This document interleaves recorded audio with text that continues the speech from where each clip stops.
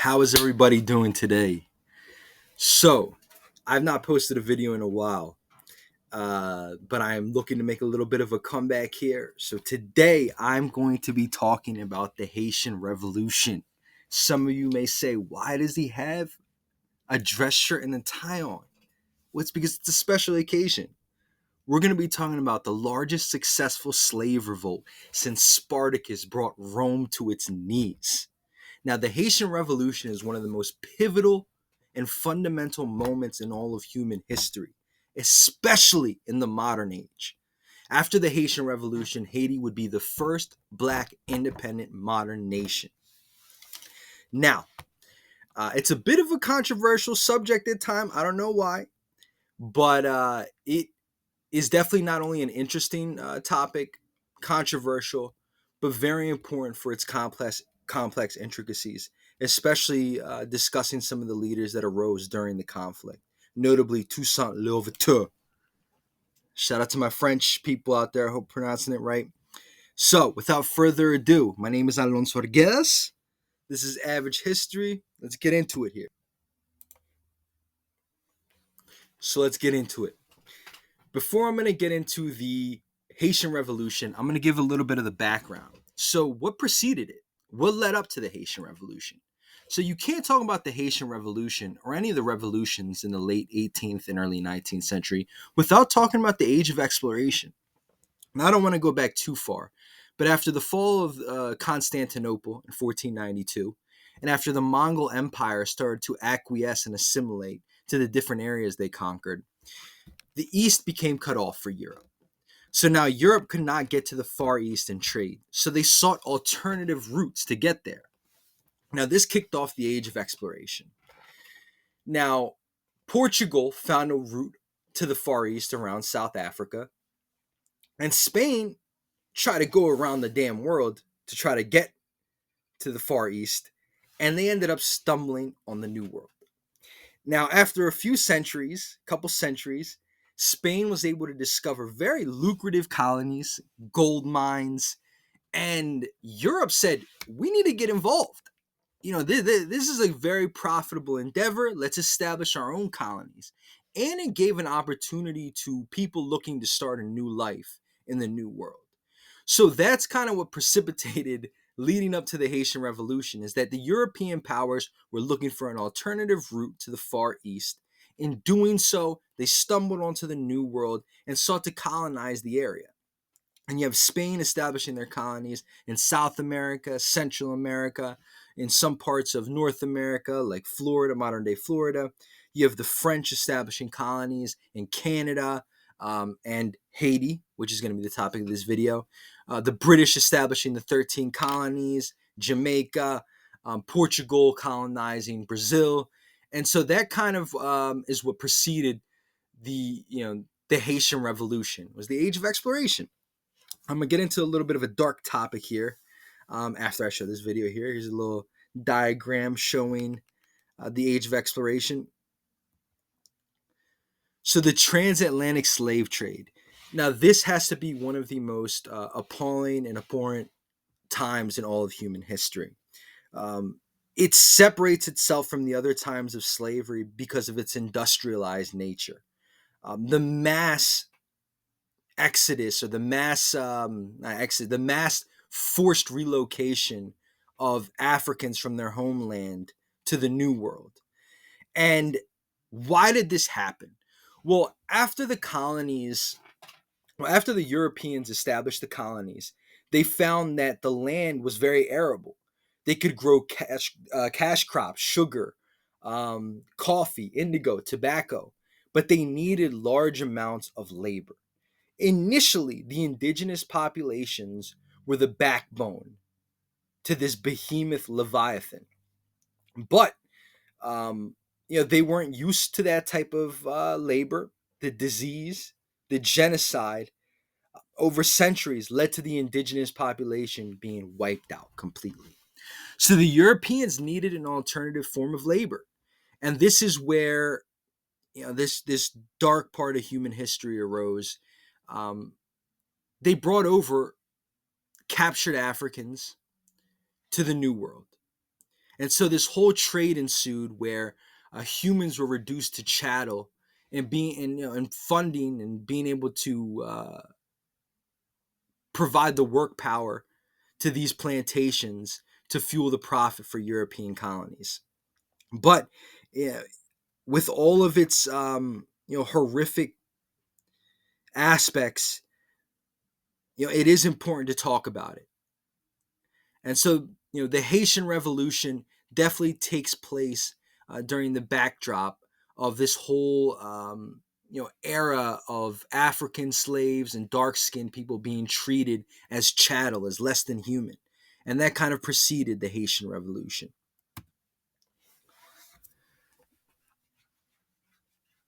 So, prelude: Haiti. Before the revolution, it was called Santo Domingue. Now, at that point, Santo Domingue was the most profitable colony in the world. Its main exports were sugar, coffee, and indigo. It was so profitable that all of the exports from the colony, from just the one colony, was more than the combined exports from the 13 American colonies to Britain. That just gives you a little bit of context on how lucrative it was. Now, Haiti was a very complex society, very harsh labor because most of the exports were sugar and coffee, which require a lot of labor in very hot temperatures. So it's estimated that 50% of the slaves died within 1 year of being brought to the colony itself. Now, what did this lead to? Well, plantation owners, because they knew that the slaves might not live that long, implemented very long work days, bad conditions, because they said, look, we're going to have to import more slaves anyways. So let's just treat the ones that we have, overwork them, and then just import new ones. Now, this is horrible. Now, I'm assuming that the profit margin was so large that it allowed them to do this. That's the problem with humans being reduced to that level of chattel. Um, in some ways, in capitalism, humans are reduced. But it's different, much different, much different, much different, much different. Scrap that. But humans being reduced to that is just horrific. And in addition to that, Haiti had a very complex social and racial hierarchy and stratification. Within society, there was mulattoes, which were mixed blacks with European descent. So they were more light skinned because their ancestors had mixed with the European colonizers. So you had your predominantly European population. You had your mulattoes who were also free, but the whites didn't like the mulattoes. And the mulattoes didn't like the African slaves, and the African slaves had disdain towards the mulattoes. It's very complex, which is one of the reasons that I think that the Haitian Revolution is a bit um, controversial at times as well, because it highlights the complex racial hierarchy and system that was in place that kind of played out through the revolution, that has played out after the revolution, and especially before the revolution. Here's a little picture. Sugar. Look what it looks like. A sugar farm here, sugar plantation.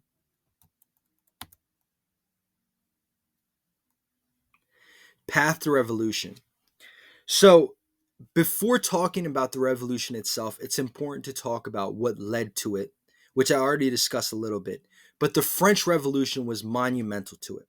In 1789, the French Assembly published what was called the Declaration of the Rights of Man and of the Citizen.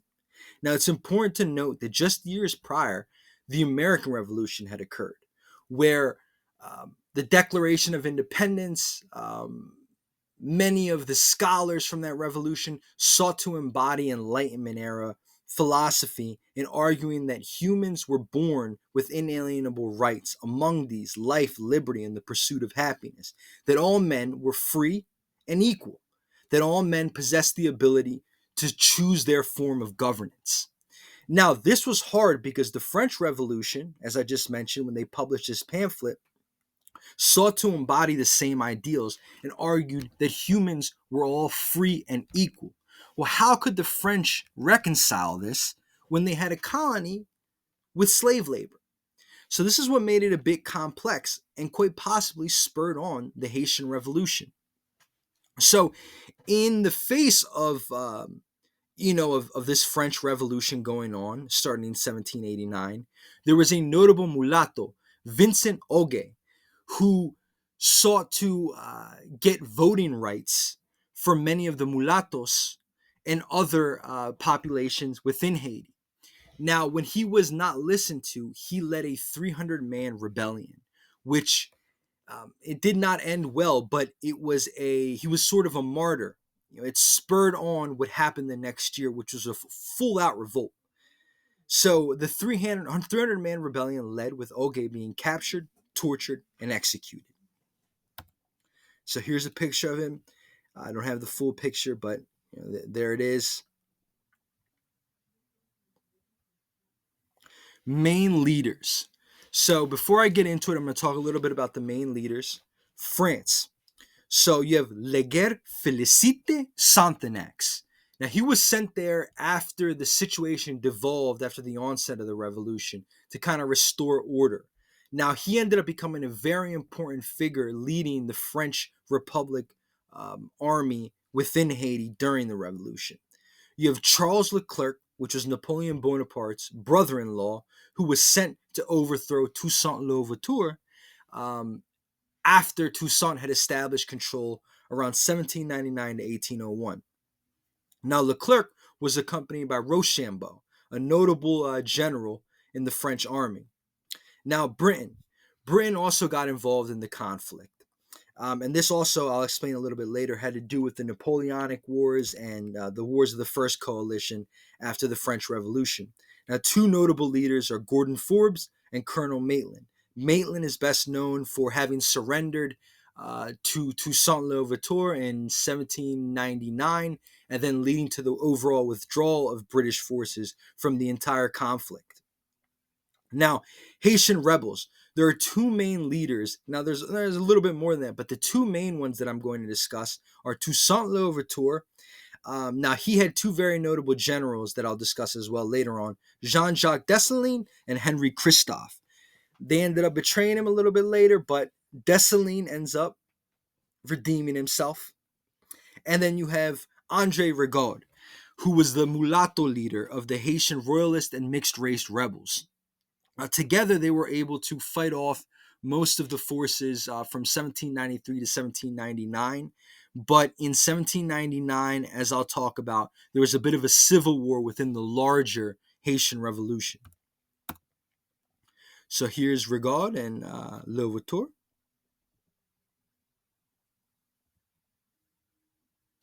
So it is important. You cannot talk about the Haitian Revolution without discussing Toussaint Louverture. He, by far, was the most prominent figure to come out of the Haitian Revolution. Now, he was born a slave, got his freedom, became an educated intellectual, learning about the scholars that had inspired the American Revolution, the French Revolution.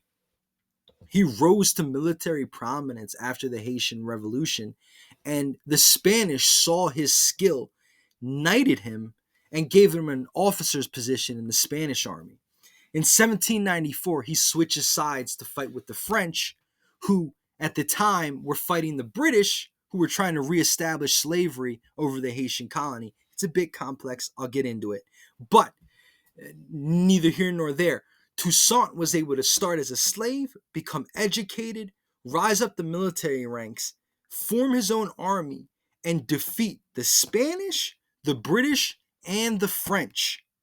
Then he was able to win a civil war where he established himself as the first leader of an independent black nation before few betrayals that I'll discuss later. But by far, his intellectual prowess, his military genius, his educational ability makes him one of the most inspirational leaders that emerged from the Haitian Revolution. So 1791 to 1793, revolution begins. In 1791, in light of the backdrop that I just talked about, thousands thousands begin to uprise and engage in mass rituals across Haiti. Now, this involved violence against the masters, and within a few weeks, they had destroyed over 900 plantations, and the forces had risen to about 100,000. It's a large number. And so within a few weeks, they had taken over the entire northern province of the island. Now, during this, there were retaliatory factions that arose. The Europeans formed their own militias, the free mulattoes formed their own militias, and then the slave rebels consolidated themselves into an army. So 1793. It is important to note that in 1793, the conflict became very complex because France went to war with Britain and Spain in Europe. So Britain and Spain, seeking to prevent the revolutionary ideals in France from spreading, went to war to stamp out the young French Republic. Now, being the lucrative colony that Haiti was, Britain saw an opportunity to weaken French power in the West Indies. Spain did as well. So Haiti and the Haitian Revolution became almost a proxy war to the larger war in Europe. So that's when France sends Sonthonax to Haiti to try to restore control, to try to reestablish some semblance of control over the most profitable colony. And so in doing so, Sonthonax goes there, and I'll discuss a little bit later, and tries to get a little bit closer with the rebels and get them to get on his side to fight out the British and the Spanish. So as I mentioned, it is impossible to talk about the Haitian Revolution without talking about the larger European conflict.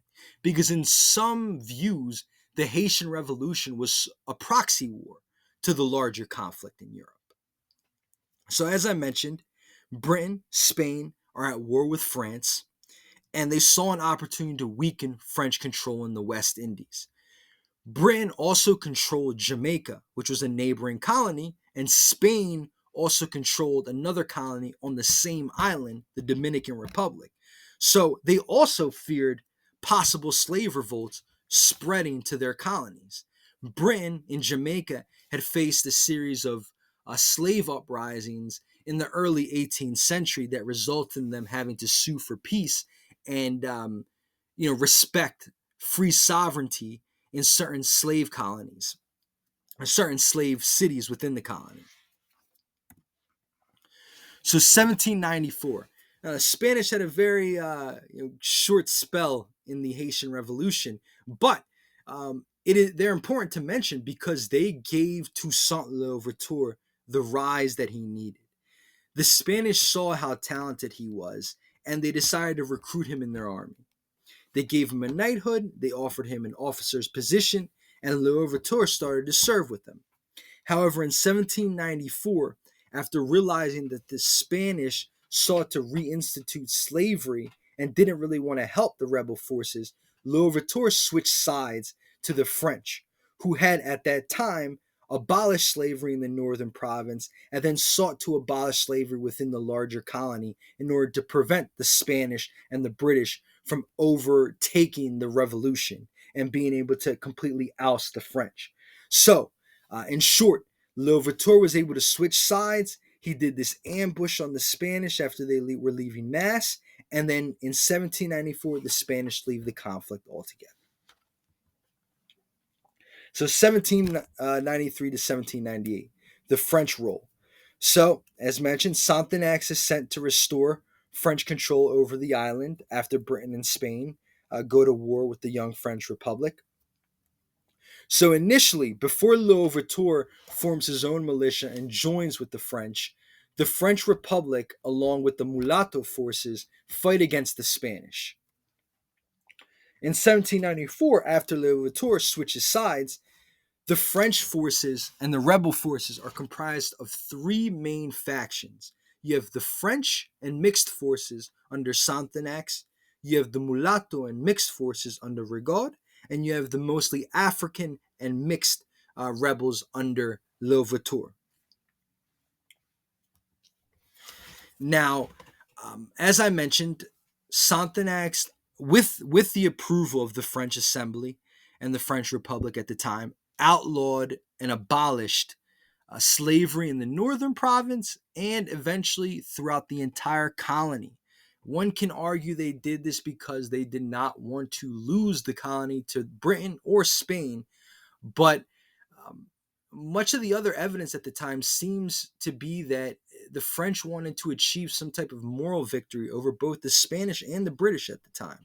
And that's obvious by the quote here by Georges Danton, a French statesman, who remarked on this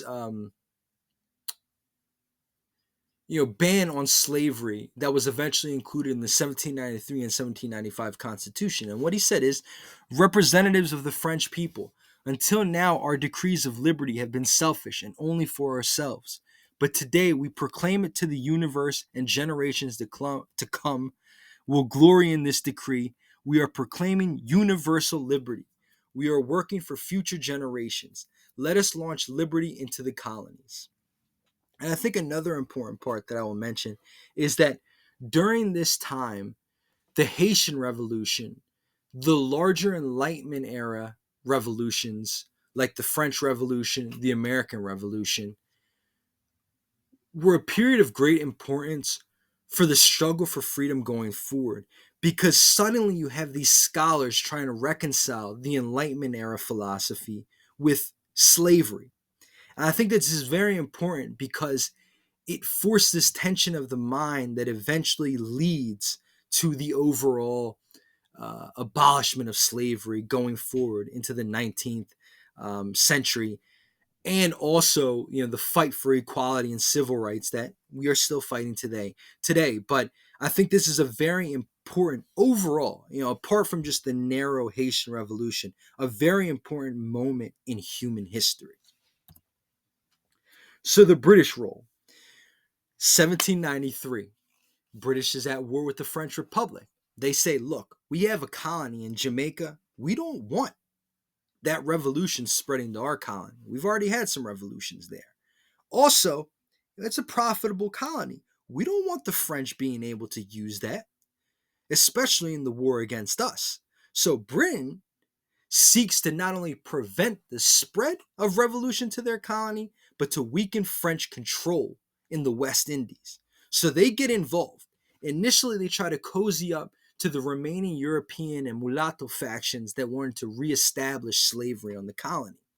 So suddenly there is a war here where Britain is seeking to reestablish slavery, gaining some support from the more elite European and mulatto forces on the island, and then the French Republic with their allies in the mulatto forces led by Rigaud and the African rebels under Louverture engaging in this battle from 1793 to 1799.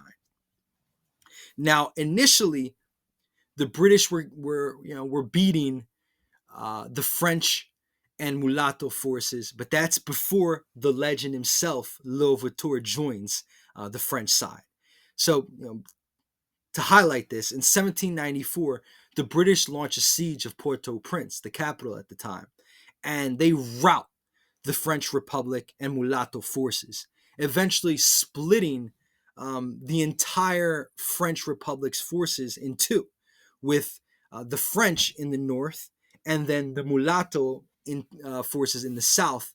And it's also important to note that the mulatto stronghold was in the south at Jacmel. So initially in 1794, the British beat the mulatto and French forces, but after the legend switches over to the French side, things start to turn a little bit, especially after the Spanish are ousted. By 1795, with Louverture turning the tide a little bit, British forces start to become consolidated along mostly coastal areas. Now, without being able to go into the inland and being predominantly resupplied from the sea, they're also exposed to disease. So from 1795 to 1799, yellow fever starts to really eat at the British forces. Now, by 1795, the British government still had faith that they could weaken French power and seize the Haitian Revolution and use it as this proxy war to kind of defeat the French without defeating them in Europe. So Britain sends the largest amphibious force to date at that time, which consisted of 30,000 troops.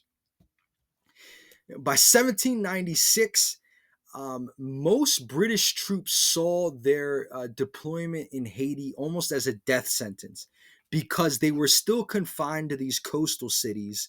Um, the combined French, uh, the combined French forces with Rigaud leading the mulattoes and Overture with the African rebels were still beating the British into the coastal areas, and yellow fever was ravaging the British forces.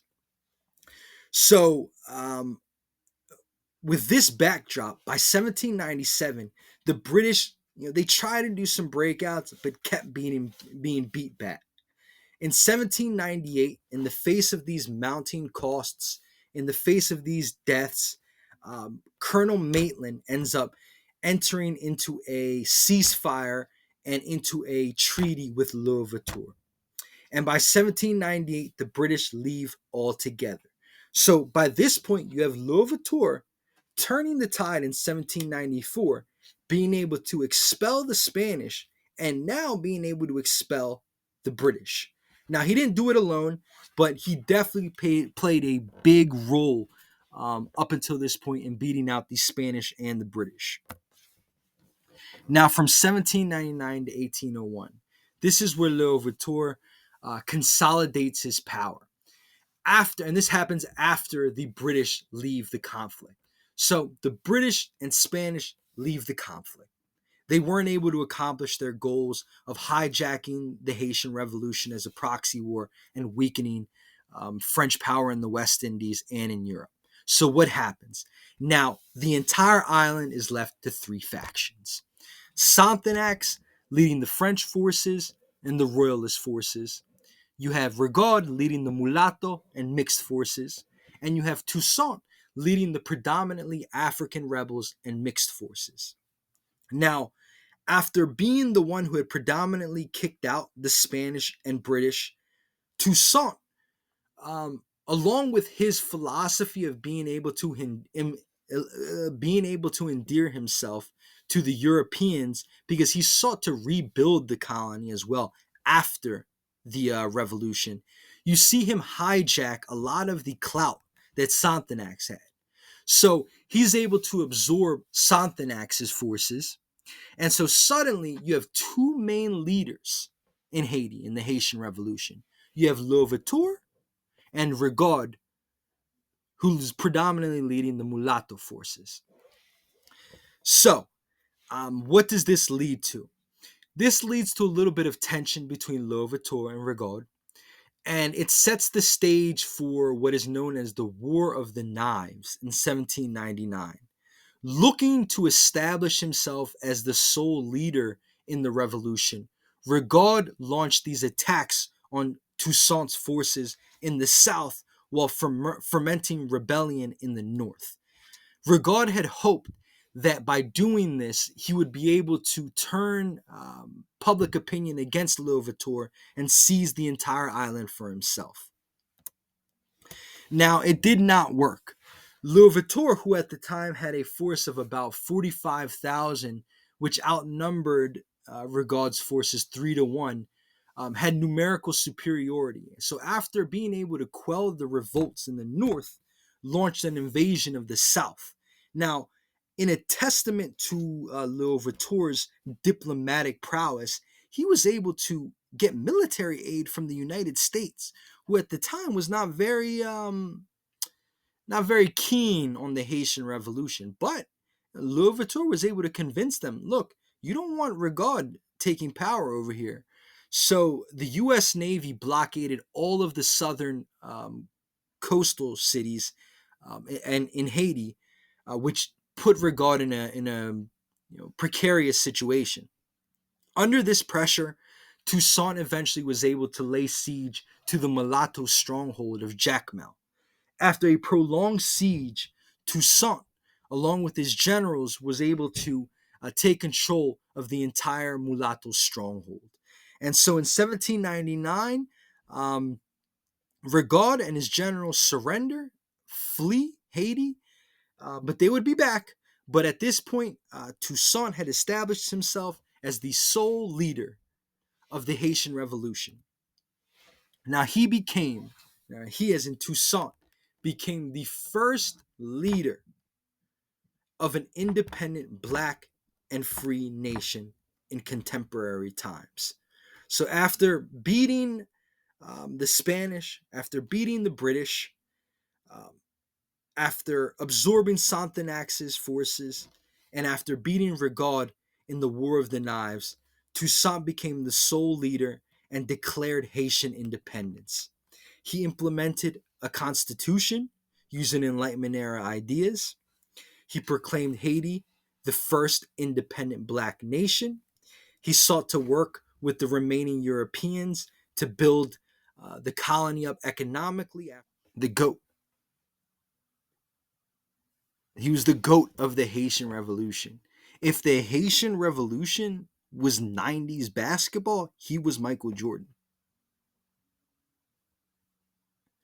In all seriousness, though, he was a legend. He consolidated power, established a constitution. I kind of got into that. The next year, he invades the Dominican Republic. Now, one thing that I myself wondered is, why did he do that? One can say is that at the time there was probably embargoes on Haiti. Other nations refused to trade with it. France was seeking to reestablish and overthrow Toussaint Louverture. So maybe to gain supplies, he invaded the neighboring colony of the Dominican Republic. Also, in an effort to try to consolidate power over the entire island. But for me, it seems like it was from a more pragmatic standpoint. At that time, he was not, the Haitian Revolution was not very popular amongst the European powers or the United States.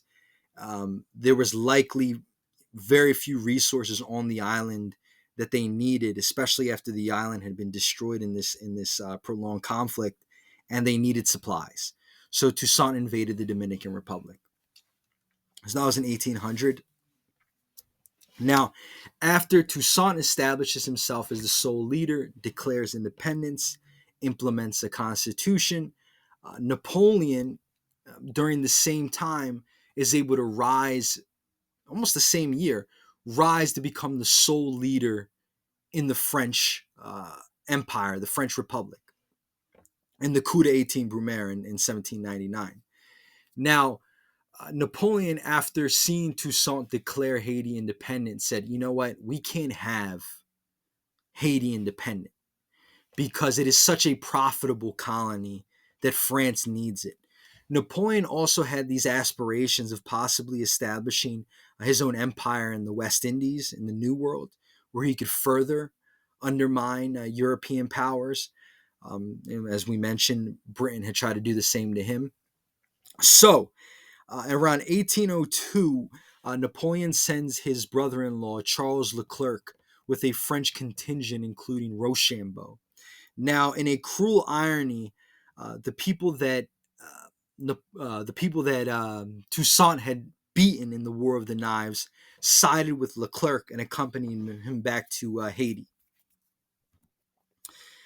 This is another interesting part to the Haitian Revolution. Is at the time, as a little bit of a sidebar here, but Poland had been broken up in a series of three partitions. The most recent one in 1795. Now, what's a partition? It means that it used to be its own country, its own nation, the Polish-Lithuanian Commonwealth. But through these treaties and overwhelming powers, which was Russia, Prussia, Austria, they had their entire nation swallowed up by these forces, and they lost their entire independence. So when Napoleon started beating all of these powers, he promised Poland independence. and in doing so, endeared himself to a lot of Polish troops who wanted to reestablish their nation. Now, part of the troops that Napoleon sent to Haiti in this conquest to overthrow Louverture were Polish troops. Now, once they had gotten to Haiti, as I just mentioned, their little brief history there, they saw that the Haitians were fighting for what they were fighting for: independence, to reestablish their own free nation. So the Polish troops actually switched sides from the French, and many of them fought alongside the Haitian rebels. And this is what led to many Haitian scholars and over time referring to the Polish as Black Europeans. So I thought that was very interesting there. So I thought I'd include a picture here talking about that. So 1802, showdown between Toussaint and Leclerc. So, as I mentioned, Leclerc sought to overthrow Toussaint. Along with his former rivals in Rochambeau, starts to launch a few attacks against Toussaint's strongholds. But it did not take long until Toussaint's two closest generals betrayed him. Now, at the time, his two closest generals were Henry Christophe and Jean-Jacques Dessalines. The French had promised them both that they would not reestablish slavery, and promised them both prominent positions in the French army. Perhaps they saw the fight against the French as a losing battle. Who knows? But they ended up betraying Toussaint and switching sides to the French. So they abandoned the cause for independence and ended up going along with the French. In the face of these betrayals and what seemed to be a losing battle, Toussaint did not want his remaining forces and generals to face any reprisals, so he surrendered to Leclerc. So without even a battle, he had to surrender his forces, and in just 2 years in power, and after establishing Haiti as the first Black independent nation, again, Haiti was under French control.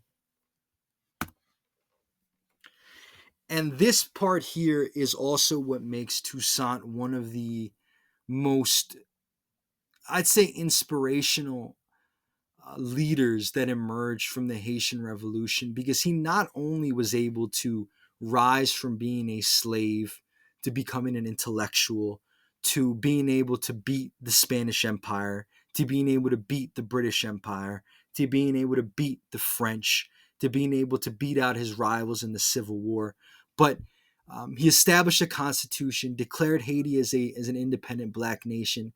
But what also makes him such a notable figure is that he was betrayed. I think that plays a fundamental role in him becoming prominent, because he wasn't defeated in battle. It was more of a betrayal and what seemed like a Greek tragedy. His closest allies had betrayed him. So, as I mentioned, his closest two generals switched sides. Faced with that betrayal, he ends up surrendering his forces and he's put under house arrest. Now, he was still in stronghold territory at the time, surrounded by his bodyguard contingent. So, that's the initial betrayal there that made him surrender the island to Leclerc. The second betrayal was luring him out of his own stronghold into an area where he could be ambushed and fully arrested and be deported to France. Now, initially, Leclerc wanted Dessalines to carry this out, but Dessalines refused. So the task fell to a leader in the French Revolutionary Force, Jean-Baptiste Brunet, or Brunet, to my French people out there. Brunet, in order to, he didn't outright just go and arrest him or even defeat Louverture's forces. It required further betrayal. So he ends up engaging in these letters of correspondence with Louverture, where he seeks to get his guidance on things, becomes friends with him, and eventually lures Louverture into a meeting where they can talk about what I'm not mistake if I'm not mistaken, it's about possibly uh, planning how to further make the plantation productive for the rebuilding of the colony. But he lures him out of his stronghold with his local bodyguard contingent. And at this meeting, he's ambushed. He's arrested, and then he's put on these ships to be deported back to France. Brunet was reportedly so ashamed at this deception and this trickery that he was not even present at the ambush and the arrest. So, with this meteoric rise, Toussaint, in the first stage of the betrayal, his two closest generals switch sides, which leads to Toussaint's surrender. Then he's still in a stronghold, so requires a further act of deception or a fight to beat him in his stronghold. But, instead of this, they build up his trust, lure him out of his stronghold where he's ambushed, and then put on a ship to be deported back to France. So, as I mentioned, part of what makes Toussaint such an inspirational and prominent leader that arose from this revolution was not only his meteoric rise, but the tragic downfall, the betrayals against him. Now, as I mentioned, he rose from a slave, became educated, beat the Spanish Empire, beat the British Empire, beat the French Empire, consolidated his power, won the Civil War against Rigaud, established a constitution, worked with the remaining European farmers to rebuild the colony after the revolution, declared Haiti the first independent black nation, and in what seemed a cruel twist of fate, a Greek tragedy, it took a series of betrayals and deceptive tricks to get him to surrender. And eventually he was lured into his own arrest and deportation. Without even having fought a battle, he was defeated. Now, around 1803, he arrives in France and he is kept at a fort in Dubois, if I'm not mistaken, Dubois, France.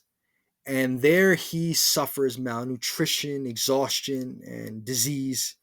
The exact cause of his death is unknown, but what is known is that one of the most inspirational, most genius leaders in the Haitian Revolution died in captivity alone outside of his native land. Now, there is a little bit of redemption here for one of his main leaders, which is Jean Jacques Dessalines, who carries on the struggle. Seeing that the French were not going to honor their promise to him and were looking to reestablish control and slavery, arguably to re implement the profitability as the Napoleonic Wars raged, Dessalines switches sides and decides to lead a new Haitian rebel force consisting of mulatto forces, consisting of former French forces that had fought under Louverture or Rigaud, and mixed forces. So, with this newly established Haitian army, Dessalines continues the struggle. So, from 1802 to 1804, Dessalines faces off against Leclerc in Rochambeau in what became one of the most brutal and savage eras in the entire revolution and in modern history for that matter. Mass drownings at, I think it's the Bay of Le Cap. There was so many drownings of Leclerc had ordered so many drownings of African slaves that people did not want to fish there for months because the fish had fed on the flesh of the drowned slaves. Rochambeau had imported thousands of attack dogs to dismember slaves. Dessalines also responded by dismembering French soldiers, French royalists, burning them alive, mass executions. And so it was kind of this exchange of barbarity where each side crossed the line. And so that marked the battle from 1802 to 1804. And what it did was, in my opinion, it served to kind of galvanize the remaining rebels because they didn't want to face that type of fate. So it galvanized them to try to fight a little bit harder for that independence. And then one can argue to galvanize also the French forces because of the response and brutality. But nonetheless, Jean-Jacques Dessalines ends up getting some redemption here and ends up taking over the struggle in which he had betrayed Toussaint on to try to reestablish independence. 1803. Now, this is where Britain plays an important role, a different role than what it did when it entered the conflict 10 years prior. Now, Britain had declared war on Napoleonic France, and this time sought to undermine the French forces that were trying to reestablish slavery on the Haitian island. So in this instance, Britain sided with the rebels, Dessalines. So in order to do this, Britain starts to blockade the coastal cities. At this point, Dessalines controls most of the inner provinces in Haiti with their rebel forces. So Rochambeau, Rigaud, Leclerc are confined to the coastal cities, kind of how Britain had been during the years prior. And so Britain, in order to undermine French power, blockades these ports. Now, with the war raging on in Europe, um, the only way that the French forces could be resupplied was through the sea. So when Britain starts to blockade, especially the northern provinces, especially the stronghold of Le Cap, it became extremely hard for the French to carry on the fight. Facing this pressure, Rochambeau abandons Port-au-Prince in the south and completely abandons the south. So all of the French forces are now concentrated in what seemed to be one fortress, which was Le Cap in the north, which leads to the final battle in the Haitian Revolution. We have here blockades the coastal cities. You look at that. I also include a map here so that you can actually see. So in the south, the southern province, you can see the mulatto stronghold of Jacmel. You see Port-au-Prince, which is where Rochambeau was during 1802, during the campaign. You see up into the north, you see Mont Saint Nicolas and Le Cap, which were the two of the three main coastal ports that the French were consolidated in.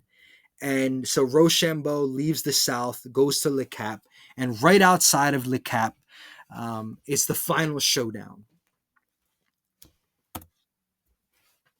So outside of Le Cap, in the Battle of Vertier, Dessalines' combined rebel forces face off against Rochambeau's French forces. Now, by 1803, Leclerc had died, presumably by yellow fever.